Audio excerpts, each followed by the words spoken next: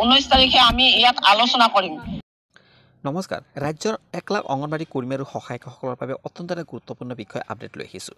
অৰ্থাৎ আমাৰ একফালে চলি আছে বৰ্তমান বিধানসভাৰ বাজেট অধিৱেশন আৰু আনফালে চলি আছে হাজাৰ হাজাৰ অংগনবাড়ী কৰ্মী আৰু সহায়িকাসকলৰ দীৰ্ঘ প্ৰতিবাদী কাৰ্যসূচী।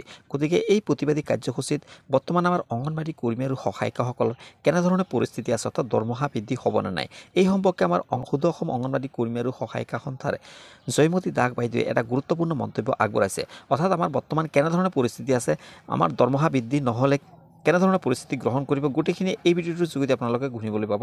আশা কৰিছোঁ আপোনালোকে ভিডিঅ'টো সম্পূৰ্ণ শেষলৈকে যাব আৰু যদি আপোনালোকে চেনেলত নতুন আহিছে তেন্তে চেনেলটো ছাবস্ক্ৰাইব কৰি দিব। তেন্তে বলক আমি সকলোৱে শুনি লওঁ। তাৰিখে আমি ইয়াত আলোচনা কৰিম সঞ্চালকালয়ত। আমি তেওঁৰ প্ৰতি সন্মান জনাই সাময়িকভাৱে 19 তাৰিখলৈ আমাৰ সেই তেতিয়াৰ আন্দোলন আমি সাময়িকভাৱে স্থগিত ৰাখি পেলাই আলোচনাত গ'লো 19 তাৰিখে। আৰু 19 তাৰিখে ডাইৰেক্টৰে আমাৰ লগত আলোচনা কৰি পেলাই কৰ্মীৰ কাৰণে 12,000, মিনি কেন্দ্ৰ কৰ্মীৰ কাৰণে 10,000 আৰু সহায়িকাৰ কাৰণে 7,000 টকা প্ৰপ'জেল এটা দিছপুৰত পঠিয়ালে। লগতে তেওঁ এটা কথা ক'লে যে তোমালোকে, মোৰ নাম জয়মতী, তোমালোকে পাৰিলে এবাৰ CM-ক লগ ধৰা। CM-ক লগ ধৰাৰ কাৰণে আমি বহুবাৰ দিছপুৰত গ'লো। CM-টো আৰু এনেকুৱা বস্তু নহয় পইচা দিলে কিনিব পাৰি, ডাঙৰ মানুহ তেওঁ। গতিকে আমি লগ নাপালো।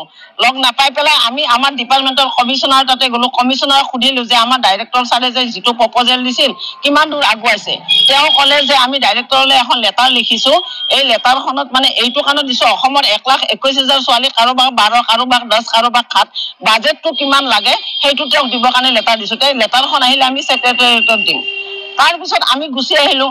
12 জানুৱাৰী তাৰিখে আকৌ CM-ক এখন চিঠি দিলোঁ, ছাৰ আপুনি আমাক অকণমান সময়ৰ কাৰণে সাক্ষাৎ দিয়ক। নিদিলে।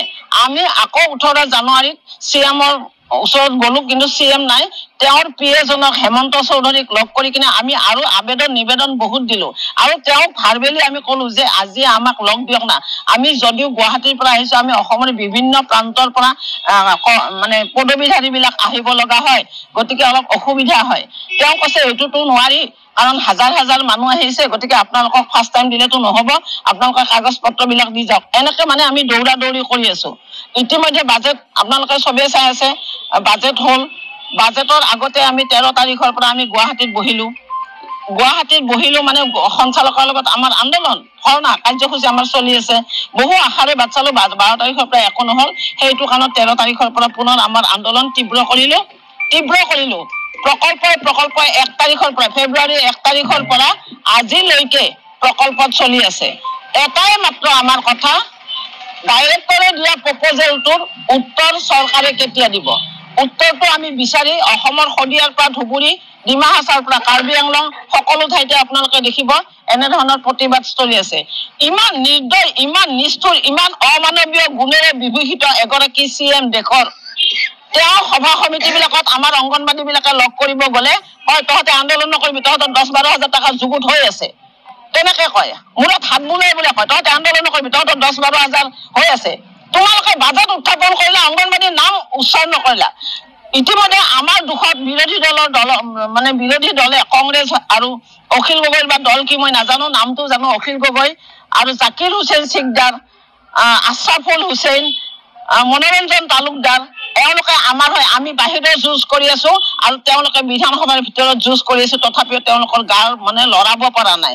এইখন চৰকাৰ এনেকুৱা, এওঁলোকে তাৰমানে আমাৰ নিচিনা সাধাৰণ মানুহবিলাকৰ মৰম নুবুজে। এওঁলোকে পুঁজিপতিৰ মৰম বুজে। এওঁলোকে ৰাম পূজন, ভূমি পূজন কৰি কৰোৰ টকা খৰচ কৰিছে, কিন্তু মহিলাক পূজা কৰিব নাজানে। তেওঁলোকে এনেই পোষ্টাৰ বেনাৰ লিখে নাৰী সবলীকৰণৰ। প্ৰধানমন্ত্ৰীয়ে লিখিছে বেটি বাঁচাও বেটি পঢ়াও, হোৰ্ডিং পোষ্টাৰ লিখোতে কৰোৰ টকা খৰচ। সেই টকাখিনি আমাৰ অংগনবাড়ীৰ মাননীৰ লগত প্লাছ কিয় নকৰে, কাগজবিলাকতো উফৰি গ'ল, চহী খহি গ'ল। গতিকে এইখন নৈতিকতাবিহীন চৰকাৰ বুলি আপোনালোকৰ চেনেলৰ জৰিয়তে মই কৈছোঁ। তথাপিও আমি বাট চাইছোঁ ছাপ্লিমেণ্টাৰী বাজেটলৈ। আমাৰ আন্দোলন চলিবই যেতিয়ালৈকে আমাৰ এই প্ৰপ'জেল, ডাইৰেক্টৰে দিয়া প্ৰপ'জেল ঘোষণা নহয়। অহা 26 তাৰিখে অসমৰ 1,21,000 ছোৱালীয়ে